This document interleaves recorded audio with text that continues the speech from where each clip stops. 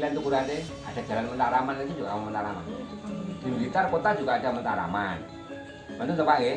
Bener no, gitu ya apa jenenge? Loki Idul Mulon ya. Pundi Pak jenenge Pak? Mentaraman ki nggene anu lho. Dongki Ulon. Ya. Itu kampung Mentaraman.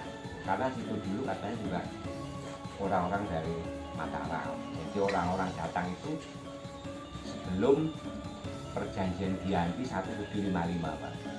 Jadi sebelum Jogja Solo pisah. Jadi makanya namanya Mentaraman. Terus juga ada orang yang dari ini prajuritnya di Ponorogo. Orang di sini dulu Lindo ini sebagian orang dari Mataram itu, sebagian prajurit di Ponorogo, sebagian orang pelarian dari Ponorogo. Iya. Akhirnya sekarang jadinya ya wong ini iki. Tapi kalau saya memang bukan asli sini, Mbak. Oh, betul Saya bukan di sini. Ulang Candirejo. Candirejo ini ya Ponggo, padha-padha kecamatan Ponggo tapi sing lor. Mundur lagi. Terus pada waktu itu ketika saya masih kecil itu setiap malam puncak ada pengajian di pendopo Kawedanan waktu itu, karena itu dulu wilayah Kawedanan, sekarang jadi Kawedanan. Itu ada pengajian, besoknya disimak. Nah, namanya Gelombang Prada ini kan pernah hilang. Nah sekarang apakah diindikasikan asli atau tidak saya nggak tahu. Kalau sebenarnya sih udah bukan asli lagi, karena keberadaan masalah dasar tadi informasi diketemukan di satu tempat. Akhirnya dikatakan kalau hilang waktu itu mungkin dengan saya dicuri bukan lah waktu itu ya, tapi karena diketemukan di satu tempat dan akhirnya tempat apa ya yang didapatkan itu ya itu kan setiap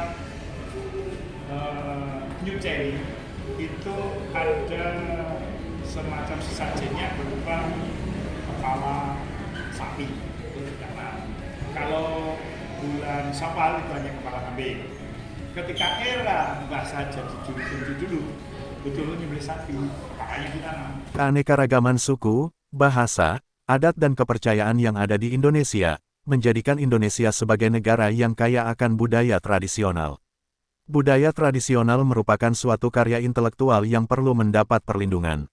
Karena budaya tradisional adalah identitas jati diri bangsa Indonesia yang dapat dimanfaatkan secara ekonomi demi kemajuan dan kesejahteraan masyarakat. Tien Penelitian Budaya dari Universitas Gadjah Mada UGM, melaksanakan penelitian lapangan dan pengumpulan data selama 3 hari. Berangkat dari Yogyakarta pada Jumat 11 November 2022 dan harus kembali pada Minggu 13 November 2022. Mereka adalah Rina Zuliana dan M. Hafizullah SM. Selama di Blitar mereka bertemu dengan para tokoh budaya dan ulama. Di antaranya, Bagus Putuparto, Wahyudi, Rahmanto Adi atau lebih dikenal Opa Antok dan Ustadz H.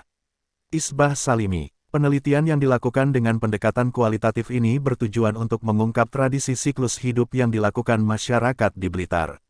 Dalam penelitian ini mereka mengenal lebih dekat tradisi yang mengakomodasi nilai ajaran Islam dan tradisi lokal. Ya, terima kasih atas kehadiran Mbak dan Mas, saya lupa namanya, ngapunten, dari UGM. Jadi saya bahagia ada teman-teman dari UGM yang bersedia rawuh ke Blitar untuk kemudian membantu menggali seperti apa sih Blitar. Karena Blitar itu sangat-sangat keren, sejarahnya sangat hebat, dan masih butuh banget untuk digali. Gitu.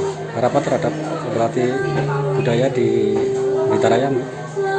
Untuk generasi mendatang itu harapan saya mereka lebih bisa mempelajari sejarah, jadi mengambil pelajaran dari sejarah seperti yang disampaikan oleh Bung Karno, jas merah ya, jangan sekali-sekali melupakan sejarah, karena dengan mempelajari sejarah kita akan bisa tidak mengulangi lagi kesalahan yang dilakukan oleh para pendahulu kita, karena tentu saja pendahulu kita sudah meletakkan dasar-dasar bagaimana kehidupan bangsa dan negara ini ke depan.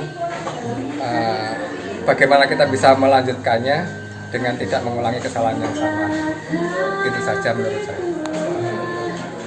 Seperti sekarang ini, di mana ketika dunia hidup tanpa sekat dan kita ini semua mengabdi pada lembaga yang bernama IT, media sosial dan sebagainya ini, saya kira disinilah perlunya jati diri kita, jati diri bangsa, dan anak-anak muda perlu memperkuat atau mencari jati diri yang kokoh, baik lewat kesenian tradisional, lewat budaya tradisional, sehingga dari situlah dia akan mengenal dirinya, akan mengenal bangsanya di tengah era global seperti ini. Saya kira jati diri itu sangat penting untuk membedakan dengan bangsa-bangsa lain.